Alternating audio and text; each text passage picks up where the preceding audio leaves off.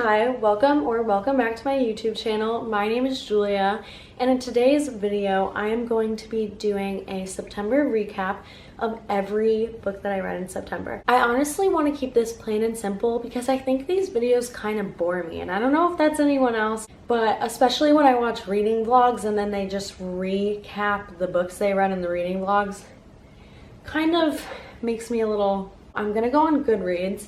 This month I got out of a complete book slump. Like, I was in such a book slump for the longest time, so I don't even remember where I started. I know I read a lot. But the first book that I read in September was Shatter Me by Tahira Mafi, and I absolutely loved this. I gave it 4 stars. I was kind of surprised that I liked it immediately. I feel like this is one of those series where a lot of people either like it or they don't, and I already am so ready to read the rest. I just have some other books on my TBR that I want to get to first. So you're pretty much following Juliet, and she can't touch anyone. She has this power, and she is in like prison because of it. Not prison, kind of like a mental, like a psych ward type situation.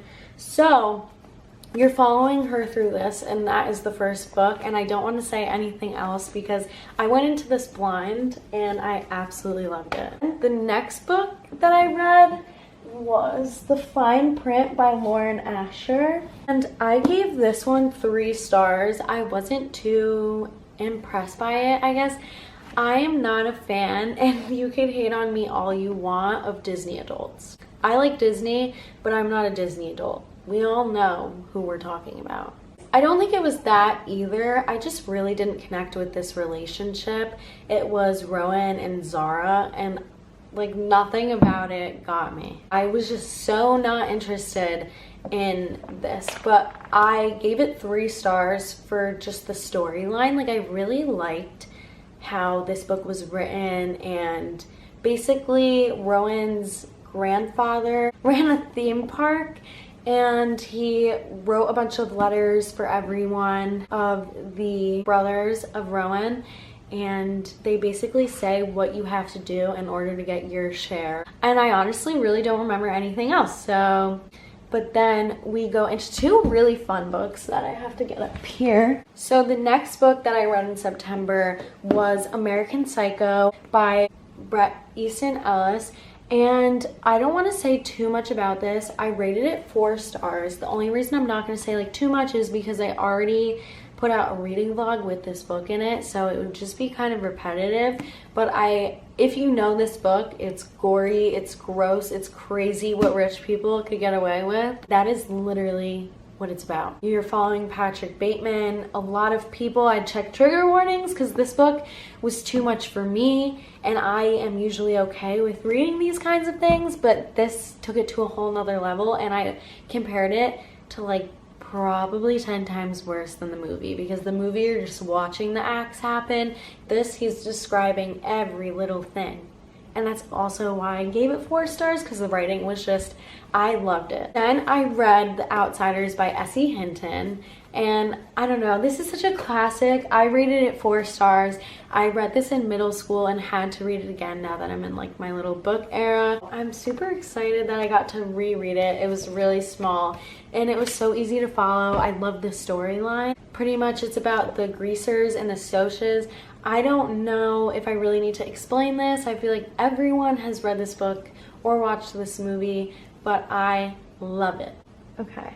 Ooh, this is where things get fun. I'm back in my fantasy era because it's fall. So the first fantasy book I read in September was Ninth House by Leigh Bardugo, and this I was the most excited for.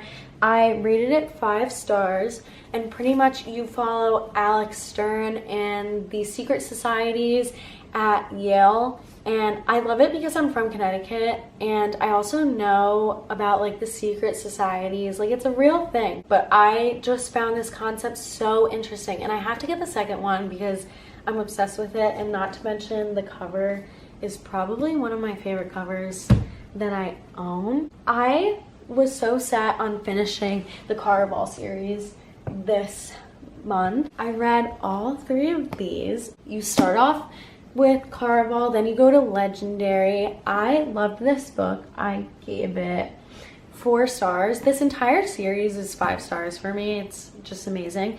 But I love everything about these books. It's like high stakes, but mystical and magical, and I don't know, brain games are going on, and this is exactly what I'm into. I love these books. So you're following the same characters, Scarlet and Tella, and you meet Jax, and that's all I'm gonna say.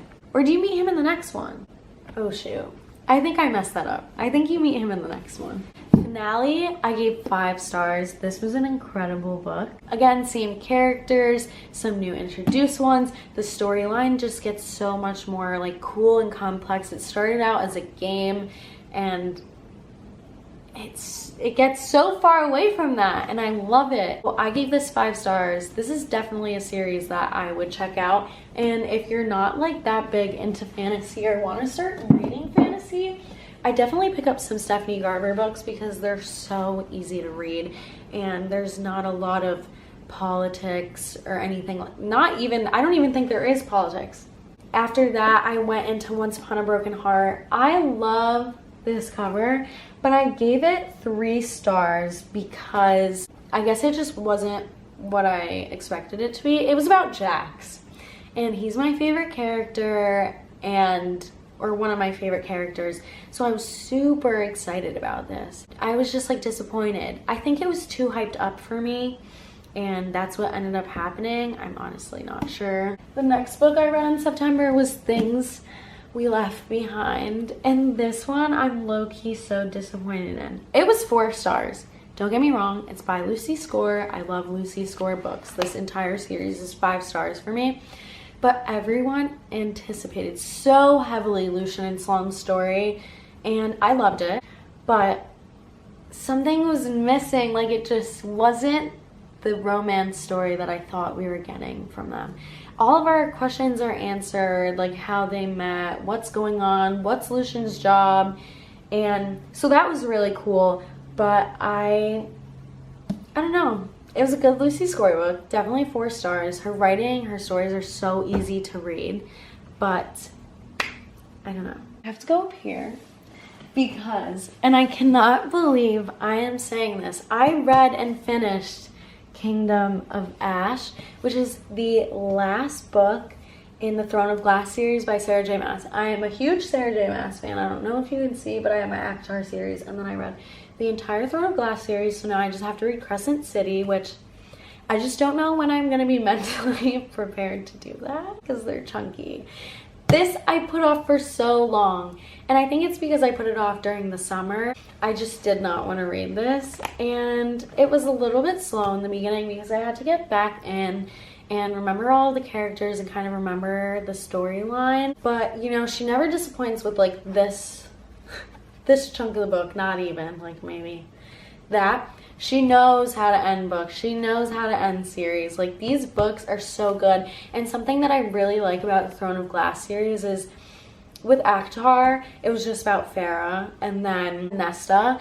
But with these, you get every single character's perspective, and I love that because there's so many characters introduced through these series, and I can't really give you like a summary of this book because it would literally spoil the entire 7-book series, so I'm not going to do that.